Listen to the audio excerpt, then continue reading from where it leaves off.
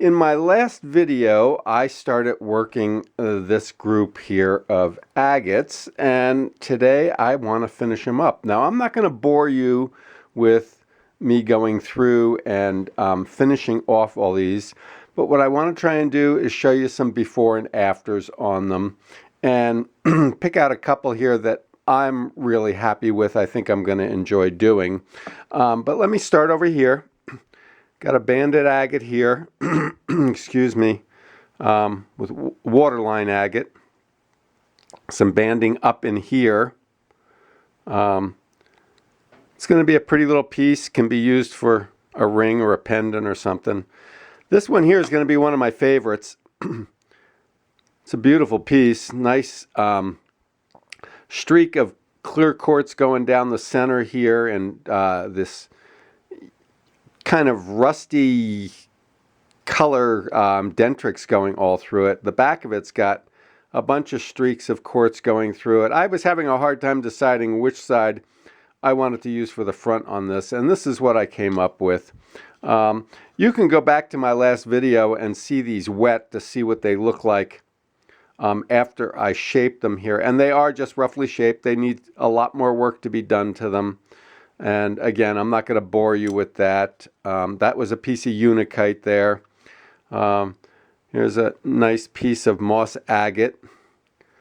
It's got, I think, a little, no, I thought it had a little cavity there, but it doesn't. I don't know what this is. If any of you know, well, please let me know.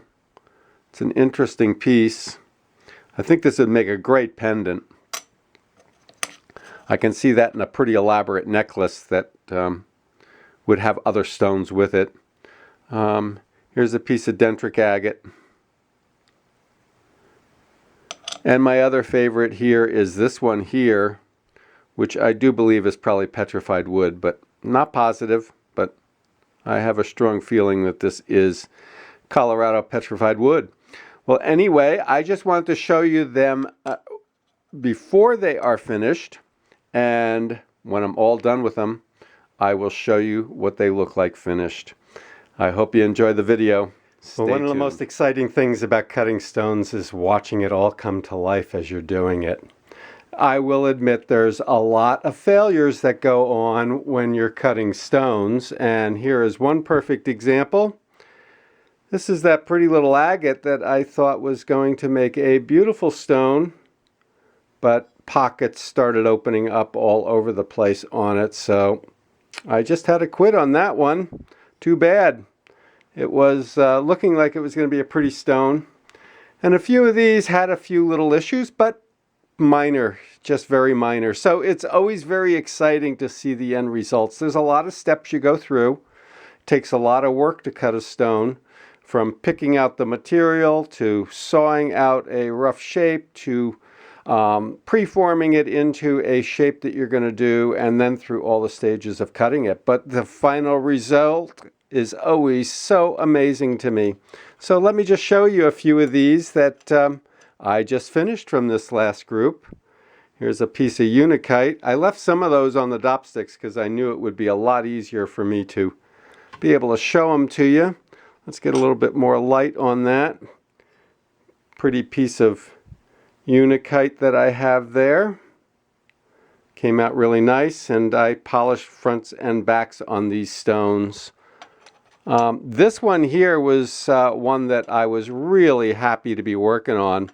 I had a hard time deciding what was going to be the front and what was going to be the back on this stone, because it has such a pretty pattern, but this one did wind up with a few little issues. Little tiny pocket open there, and the seam here over here opened up a little bit. Just a little tiny spot, but I can live with that. It's such a beautiful stone. I just absolutely love this one. I just absolutely love with this one. I don't know. I'm a bit of a perfectionist, so I don't know that I'll leave this go. I may go in and grind a little bit more and see if I can get away from that open pocket there. But then again, I don't know. It's just so pretty the way it is. This one here, I wasn't sure whether I thought it was going to be petrified wood or not, and I am pretty sure that's probably petrified wood. and probably stuff from here in Colorado. There's an area in Parker, Colorado that has a lot of petrified wood that looks like this, and I'm pretty sure that's probably where he got this from. Pretty piece.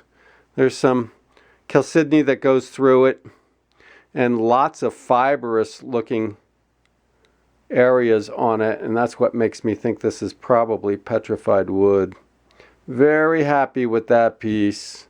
I think it's going to make a beautiful piece of jewelry. This one over here had just a little bit of an issue here. There's a seam that kind of opened up going across here. Not bad, but it is a fissure that came to the surface. But what a pretty stone. Seeing that black dendritic on that white quartz background. It is just so pretty. I love it. This one here, nice waterline agate. That'll make a very pretty ring, I think.